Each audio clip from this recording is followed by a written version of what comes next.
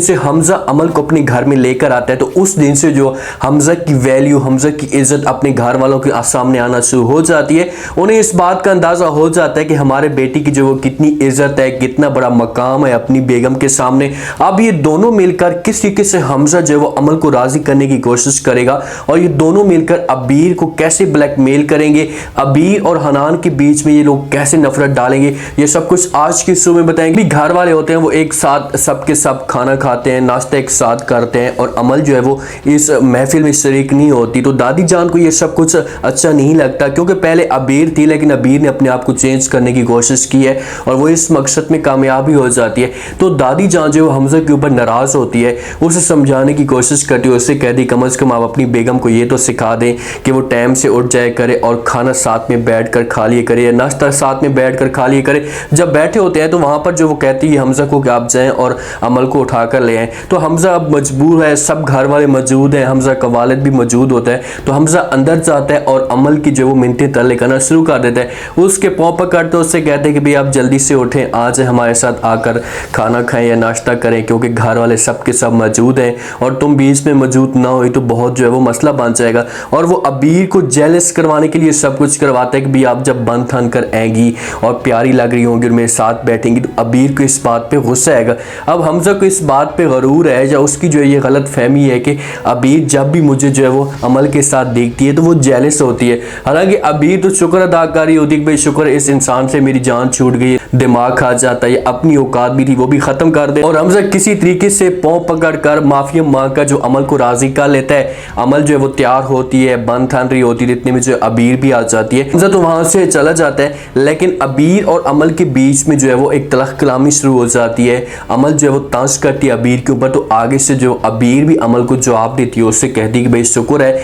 मेरी जो है वो इस इंसान से जान छूट गई है, अगर मेरी जो है वो इस इंसान के साथ शादी हो जाती तो आज मैं भी आपकी तरह जलील और ख्वार हो रही होती। तो ये चीज़ें अमल को अच्छी नहीं लगती क्योंकि पहली दफ़ा कोई अमल की इस तरह इंसल्ट कर रहा है। अपने वालिद ने भी कभी भी अमल को इस तरह से बात नहीं की थी जिस हिसाब से अबीर इसके साथ बात करती है। शोर मचता है तो इतने में हमजा आ जाता है और हमजा आकर जो वो अमल से बात करते हैं, उससे कहते हैं कि भाई आप जो वो इसको छोड़ें, इसके साथ जो है फजूल है बात करना। तो आगे से अमल को गुस्सा आता है और वो हमजा को कहते हैं कि भाई आप मुझे जो वो बात करना सिखाएंगे। जब मजीद शोर मचता है और इन दोनों की आपस में शुरू होना शुरू हो जाती है, लड़ाई कहाँ होती है, हमजा तो बेचारा खामोश कराने की कोशिश कर रहा होता है कि भाई आप शोर मत मचाएं, सब देख लेंगे या सब सुन लेंगे तो क्या कहेंगे। तो सब के सब वहाँ पर जमा हो जाते हैं और हमजा की जो वो कुत्ते वाली हो रही होती है वो चीज़ें सुन रहे होते हैं। इतने में जो अमल वहाँ से जाने लगती है, हमजा बेचारा रोकता तो उससे है कि भाई आप आ जाए मेरे साथ, इज्जत के साथ सब देख रहे हैं। अमल वहाँ से जाने लगती है तो पीछे से जो फरा आती है और फरा जो है वो अमल को रोकती है, उससे कहती है अमल बेटा मेरी बात तो सुने।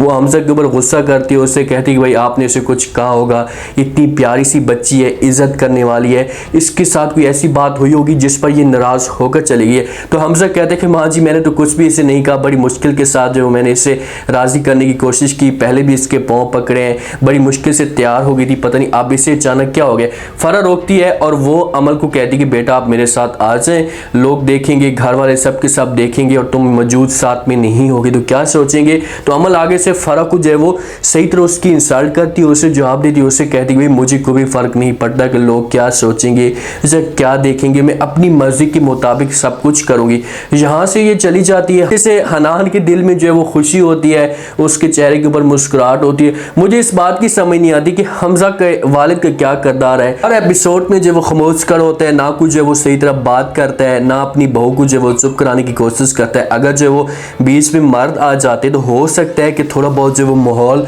आराम से सुकून से हो जाता है, लेकिन वो खामोशी से अपने बेटे का जो वो हसरत देख रहा है कि भाई आखिरकार मेरे बेटे ने इतनी मोहब्बत से, जो इतनी चाह से शादी की थी तो ये इसके साथ खुश होगा। तो वहाँ से ये चले जाते हैं। हनान जो है वो हमजा के ऊपर तंज करता है, उससे कहते हैं कि भाई आज हमें पता चल चुका है कि हमारे भाई की या हमारे कज़न की जो वो कितनी इज्जत और कितना एक बड़ा मकाम है अपनी बेगम के सामने। खामोश कर होता है, नज़र झुकाकर हर किसी को पता चल गया कि भाई इसके जो है वो घर में, इसके अलग कमरे में जो है वो अमल कुत्ते की तरह इंसल्ट करती है, इससे जो वो हो सकता है कि साथ भी ना सुलाती आती है और इसने अभी तक जो सुहागरात भी ना बनाई हो, खाने की टेबल पे जाते हैं, सब सुकून के साथ खाना खाते हैं, ये भी बेशर्मी के साथ खाना खाते हैं, अमल साथ में मौजूद नहीं होती। अब जहाँ पर भी अमल जाती है तो उसके बाद किसी को भी नहीं बताती, ना ही किसी के साथ कोई बात शेयर करती है। अपने घर में जाती है अपने वालिद के पास, उसके बाद बाहर शॉपिंग के लिए जाती है, क्लब में जाती है, तो किसी के साथ ये बातें शेयर नहीं करती। तो ये चीज़ें दादी को अच्छी नहीं लगती कि आखिरकार यार इस घर का जो एक रूल है, एक रेगुलेशन है कि कोई भी औरत या कोई भी जो है वो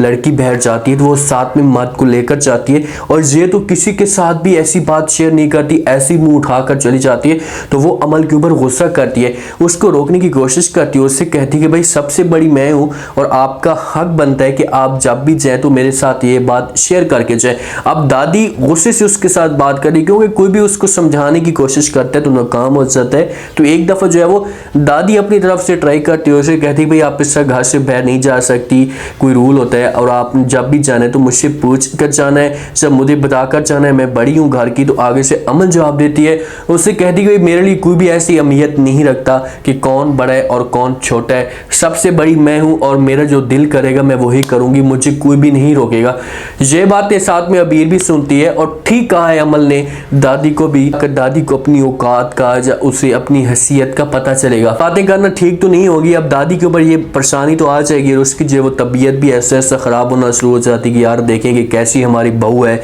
हम तो ये सोच रहे थे कि इस घर में खुशियाँ आएंगी जब ये हमारे घर में आएगी, लेकिन उल्टा जो है वो हमारे घर में ये परेशानी आना शुरू हो जाती है। इसकी अचानक तबीयत ख़राब हो जाती है, इसे जो है वो अस्पताल में एडमिट करवा देते हैं। हमजा जो है वो अमल के पास आता है और आकर बात करता है, उससे कहते हैं कि दादी जान की जो है वो तबीयत ख़राब है, हमें जो उसके पास जाना चाहिए। तो आगे से जो अमल कहती कि यार मुझे आप बार बार ये बातें सुना रहे हैं, तो क्या मैं ये डॉक्टर हूँ कि मैं उसका जाकर इलाज करवाऊँ? तो हमजा कहते हैं कि ऐसी बात नहीं है, बस माँ जी कह रही है तो हमें वहाँ पर जाना चाहिए उसके पास, उसके साथ जाकर बात करनी चाहिए या उसका हाल वाल पूछना चाहिए। तो आगे से अमल इनकार करती है, उसे कहती कि भाई मैं नहीं जा सकती और मेरे पास इतना जो है वो फालतू टाइम नहीं है और बार बार इस बात को आप ना ही दोहराएं तो बेहतर होगा। अब बेचारा इतना फंसा हुआ है कि ना ये अमल को छोड़कर जा सकता है। जब इंसान पैसे के लिए सब कुछ करता है तो उसके लिए इतनी मुश्किलात आती हैं, उसे ऐसा कि जो है वो माशरे का सामना करना पड़ता है। ये अब दादी के पास भी नहीं जा सकता, पाबंद हो चुका है। हो सकता है कि कोई बहाना बना दे अपनी माँ को कि माँ जी की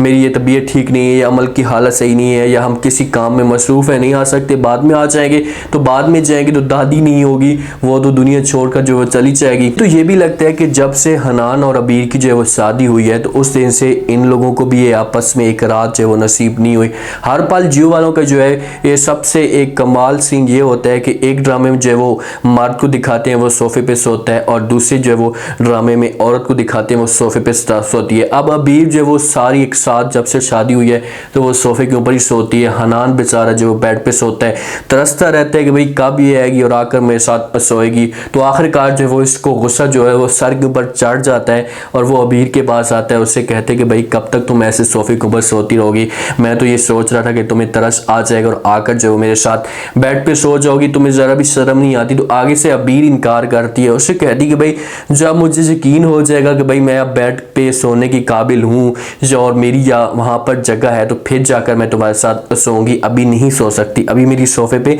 जगह है। अभी इसको यकीन ही नहीं है कि यार ये बंदा मेरे काबिल है या नहीं है। को यार सोचनी चाहिए कि भाई इतनी जल्दी मेरी वो सब कुछ कर रहा है, इतनी कुर्बानी मेरे लिए कर रहा है, तो मैं भी इसको थोड़ा सा वक्त दूँ या उस हिसाब से इसे प्यार दूँ। चीज़ें कहाँ होती हैं, उससे ना प्यार मिलता है और ना ही वो वक्त मिलता है। उम्मीद है आज का रिव्यू, आज का ये टीजर आप लोगों को पसंद आया होगा। आपने कमेंट सेक्शन में अपनी कीमती लास्ट में बताएंगे आपको क्या लगता है कि क्या अमल के ये रवैये से हमजा की जो वो वैल्यू सामने आ चुकी है और कैसे जो वो घर वाले तंग होकर हमजा को कहेंगे कि भाई तू जा, ये तुम्हारी बेगम है, तुम्हारा काम जाने, इससे अलग हम घर लेते हैं और अपनी जो जितनी भी इंसल्ट करवानी करवा, क्योंकि हम ये सब कुछ नहीं देख सकते कि आपकी जो यहाँ पर कुत्ते वाली होती है, तो घर लेकर देंगे। हमजा जो है वो अमल को राजी करेगा और अबीर और हनान को अलग करने की कोशिश करेंगे। सब आपने बताना है और चैनल को लाजमी सब्सक्राइब कर दें, अपने खास ख्याल करें, दुआ में याद रखें। मुझे इजाज़त, अल्लाह।